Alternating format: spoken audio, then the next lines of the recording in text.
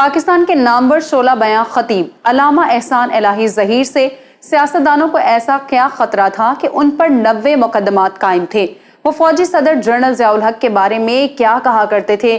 کیا آپ جانتے ہیں کہ عطا اللہ شاہ بخاری ثانی کہلائے جانے والے علامہ احسان وہ پہلے پاکستانی عالم دین تھے جسے بم دھماکے سے اڑا دیا گیا؟ تو دوستو، آج کی ویڈیو میں ہم اہل حدیث کے نامور عالم دین اور سیاسی و سماجی شخصیت علامہ احسان الہی ظہیر کے مکمل حالات زندگی آپ تک شیئر کرنے والے ہیں۔ آپ دیکھ رہے ہیں الیکشن باکس میں ہوں سعدیہ ظفر۔ آپ مجھے انسٹاگرام پر فالو کر سکتے ہیں جس کا لنک ڈسکرپشن میں دیا گیا ہے۔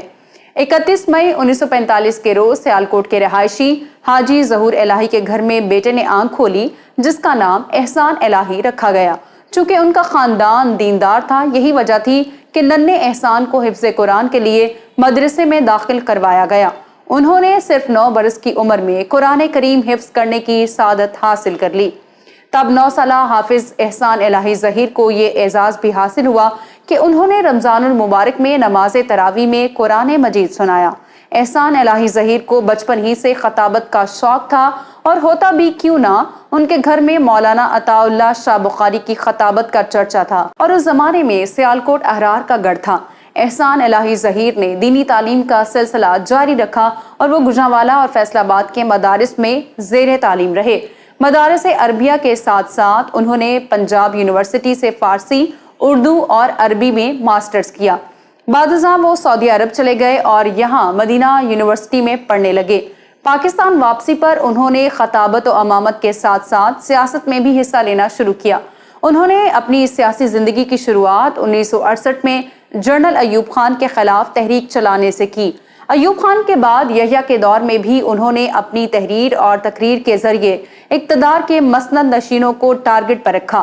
سقوط ڈھاکہ کے بعد جب بھٹو صاحب پاور میں آئے اور انہوں نے بنگلہ دیش کو تسلیم کرنے کا اعلان کیا تو علامہ احسان الہی ظہیر نے بڑی شدت کے ساتھ بنگلہ دیش نامنظور تحریک میں حصہ لیا۔ اس موقع پر علامہ احسان الہی ظہیر نے اپنے 4 ماہ کے بیٹے ابتسام الہی ظہیر کو دیکھتے ہوئے کہا تھا کہ اگر میرا یہ بیٹا کٹ جاتا ہے، مر جاتا ہے، تو شاید مجھے اتنا افسوس نہ ہوتا جتنا افسوس پاکستان کے ٹوٹ جانے کا ہوا ہے۔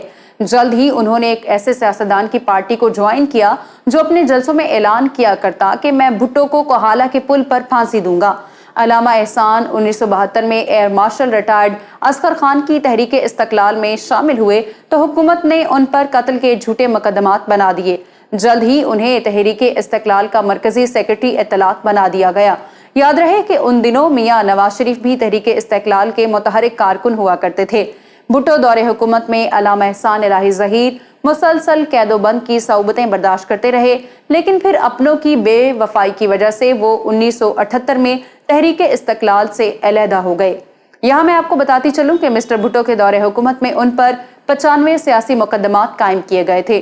ذوالفقار علی بھٹو کے دور حکومت میں انہوں نے ختم نبوت کی تحریک میں بڑے جوش و خروش سے حصہ لیا۔ علامہ احسان الہی ظہیر بلا کے خطیب تھے۔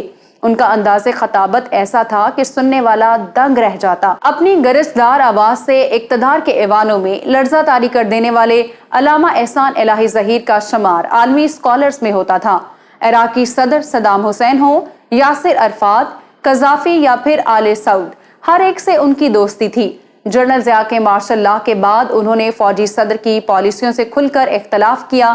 تب وہ MRD کے سٹیج پر نظر آتے اور جنرل ضیاء پر خوب برسا کرتے۔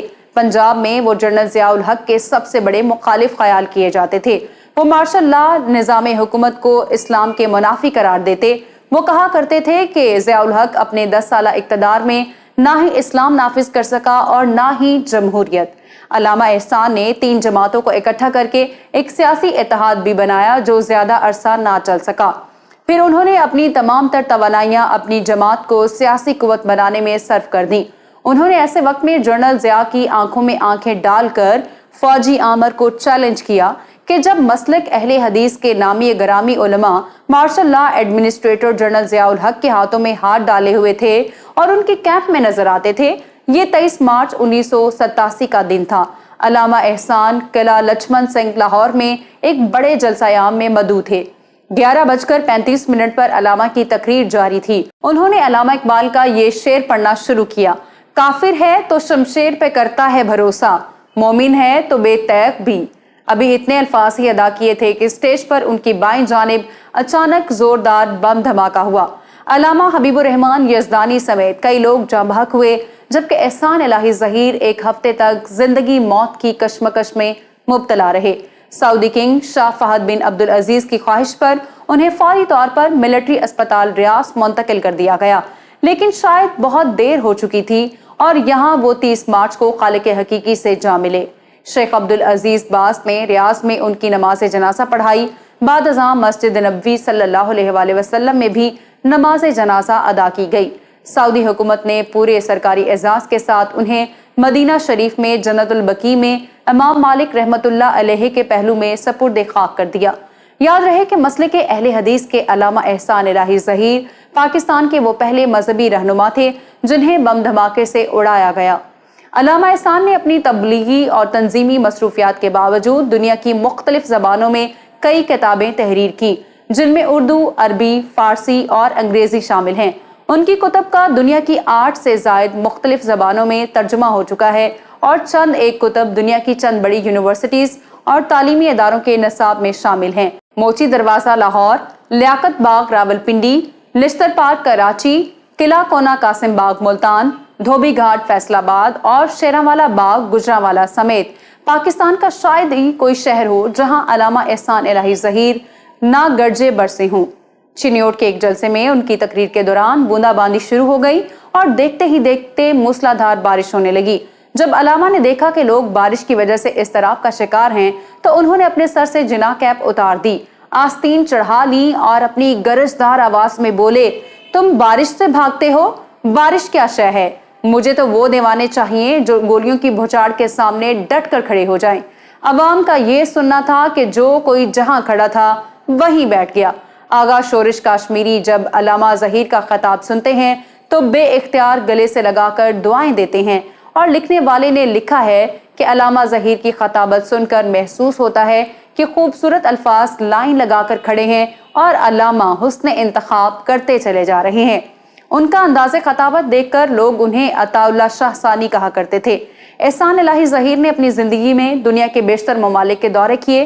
انہوں نے سعودی عرب اور مشرق وسطیٰ کے کئی ممالک کے ساتھ ساتھ Denmark, Italy, Spain, France, Germany, England, Vienna, Philippines, Belgium, Holland, Sweden, امریکہ، چین، Thailand, Japan, Kenya, Bangladesh, Iran, Afghanistan اور بھارت کے تبلیغی دورے کیے۔ میں امید کرتی ہوں کہ آج کی ویڈیو آپ کو پسند آئی ہوگی۔ اگر آپ مذہبی تنظیم سپاہی صحابہ کے بانی مولانا حق نواز جھنگوی کی بائیوگرافی دیکھنا چاہتے ہیں تو یہاں اوپر کلک کریں۔ مولانا اعظم طارق کی پولیٹیکل ہسٹری کے لیے یہاں نیچے، اور سیٹھ عابد کی سٹوری آپ کو یہاں ملے گی۔ ویڈیو کو لائک کریں، شیئر کریں، الیکشن باکس کو سبسکرائب کریں اور ہماری ویڈیوز کو دیکھتے رہیں۔ اللہ حافظ و ناصر۔